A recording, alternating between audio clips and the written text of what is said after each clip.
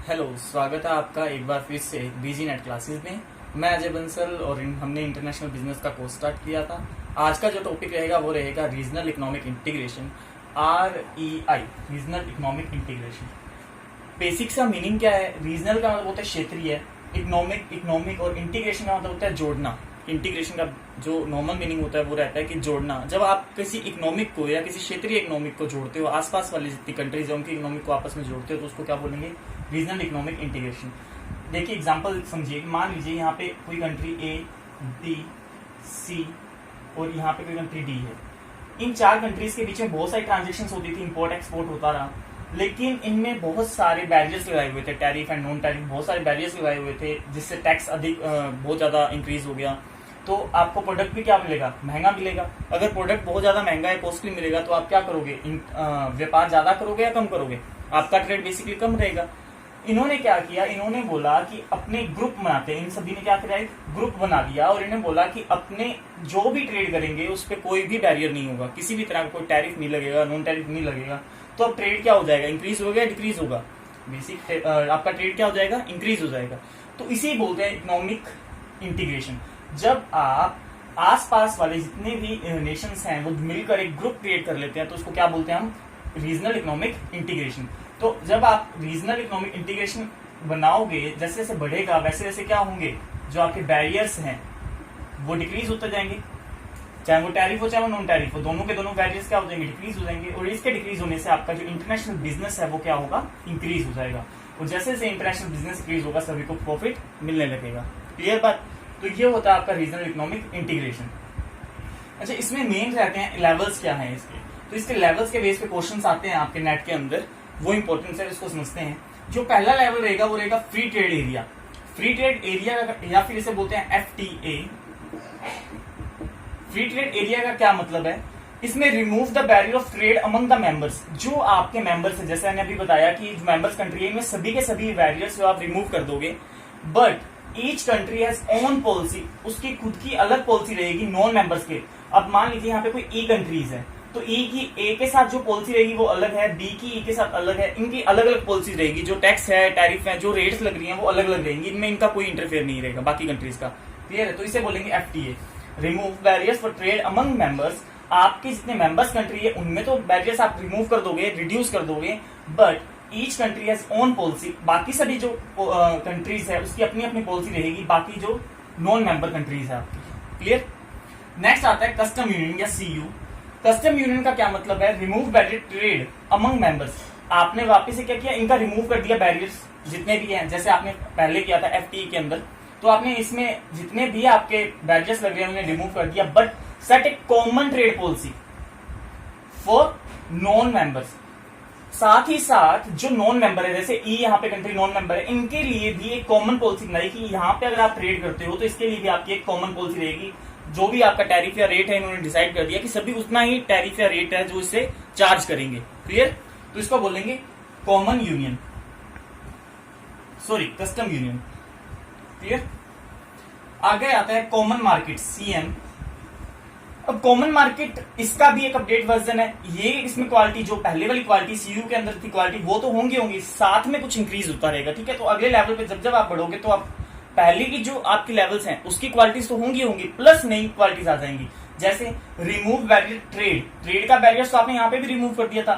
साथ ही साथ labours and capital की भी जो बैरियर्स हैं, लेबर और कैपिटल बैरियर्स का मतलब हो गया, अगर इन मेंबर्स कंट्री के बीच में आप कोई ट्रेड करते हो, जैसे एक्सपोर्ट या इंपोर्ट करते हो, साथ ही साथ अगर आप यहाँ पे आते या जाते हो, आने जाने के लिए भी कोई पासपोर्ट वीजा इनकी जरूरत नहीं पड़ेगी, या कोई इन्वेस्टमेंट करते हो तो उस पर भी आपका कोई चार्ज नहीं लगेगा। तो ये आ जाएगा आपके अंदर कॉमन मार्केट के अंदर कि remove barrier among trade, labours and capital among members, but A set common trade policy against the non member country. और वही कि जो नॉन मेंबर कंट्री है उसके लिए कॉमन पॉलिसी इनकी रहेगी। क्लियर? अब अगला आता है आपका इकोनॉमिक यूनियन। इकोनॉमिक यूनियन में जो आप कॉमन मार्केट की क्वालिटीज है वो तो रहेंगी, प्लस क्या इंक्रीज हो जाएगा? Coordinate members economic policy. अब जो मेंबर्स की जो इकोनॉमिक पॉलिसी है उसमें भी अपनी अपनी सहभागिता निभाएंगे, मतलब उसके अंदर भी जो आप कोऑर्डिनेट करेंगे मेंबर्स कंट्री ए, जो बी की इकोनॉमिक पॉलिसी होगी उसमें कुछ सहयोग कर सकता है, कोई अगर मदद करनी है वो कर सकता है, गाइडलाइंस दे सकता है। तो इकोनॉमिक पॉलिसी में भी इनका रोल होगा, उसे बोलेंगे EU, इकोनॉमिक यूनियन। इसके बारे में अपने आगे भी बहुत अच्छे से डिस्कस करेंगे, ये अपने सिलेबस का टॉपिक है। अब लास्ट आता है पॉलिटिकल यूनियन। तो जो इकोनॉमिक यूनियन या ईयू की जो क्वालिटीज थी वो तो है ही है, साथ में इसमें क्या हो जाएगा, कोऑर्डिनेट मेंबर्स पॉलिटिकल पॉलिसीज। तो मेंबर्स के बीच में अगर कोई पॉलिटिकल यूनियन है या पॉलिटिकल पॉलिसीज बना रहे हैं तो वो भी आप आपस में डिस्कस करोगे या उसके अकॉर्डिंग होगी। तो ये फाइनल जो है आपके पास 4 स्टेजेस होती है। एक तो होता है फ्री ट्रेड एरिया, सेकंड रहेगा कस्टम यूनियन, थर्ड रहेगा कॉमन मार्केट, फोर्थ रहेगा economic union and last fifth रहेगा पॉलिटिकल यूनियन। क्लियर?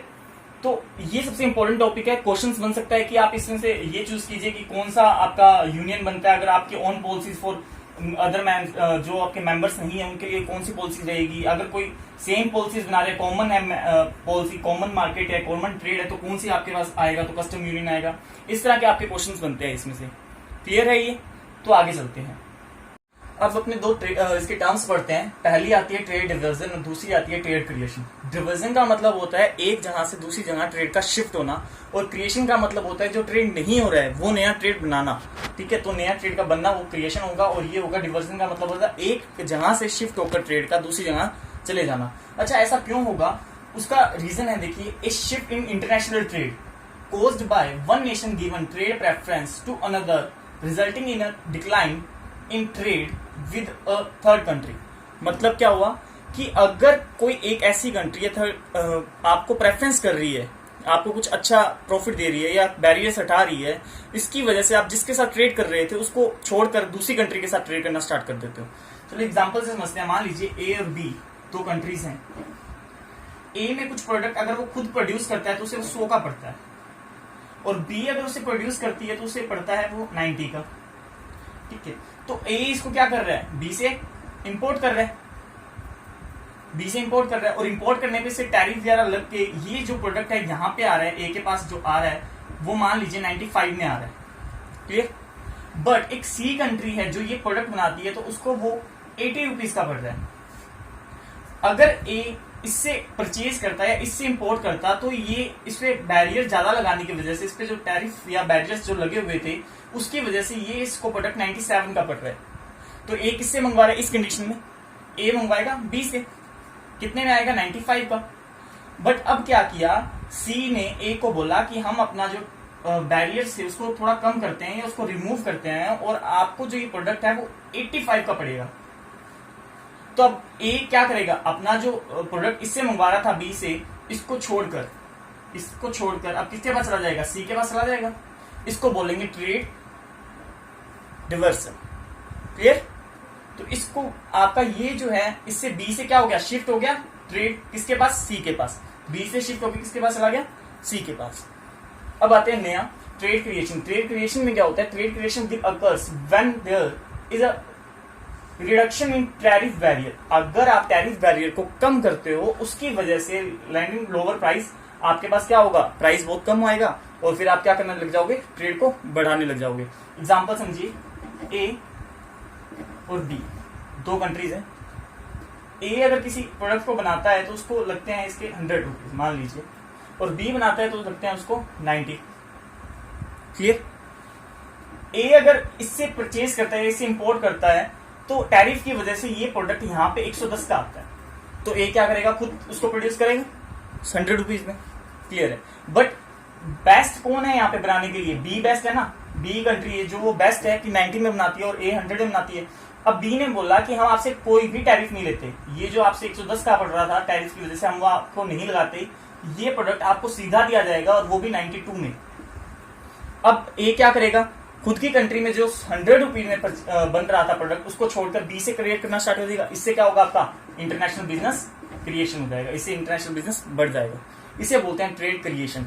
कि पहले जो है ए किसी से भी ट्रेड नहीं कर रहा, किसी अदर कंट्री से भी ट्रेड नहीं कर रहा, खुद की कंट्री में बना रहा है 100 रुपीज में, बट टैरिफ के बंद होते ही या टैरिफ के खत्म होते ही बी से इसको मंगाना स्टार्ट कर दिया और आपका इंटरनेशनल बिजनेस या इंटरनेशनल ट्रेड होना स्टार्ट हो गया। तो इसको बोलेंगे आपका ट्रेड क्रिएशन। ये दो टर्म्स आपको अच्छे से क्लियर होनी चाहिए। क्लियर है? ओके। तो दोस्तों आज जो अपनी क्लास है उसमें अपनों ने रीजनल इंटीग्रेशन का मीनिंग और trade deviation and trade creation का मीनिंग आपने समझा अच्छे से। अब इसके कुछ एग्रीमेंट है, जैसे इकोनॉमिक यूनियन हो गया, नाफ्टा हो गया, सार्क हो गया, ये अपने नेक्स्ट क्लास में करेंगे। तो अभी के लिए आप इतना एक बार पढ़िए। अगर आपको कोई डाउट आता है तो आप कमेंट करके जरूर पूछिए। Thank you.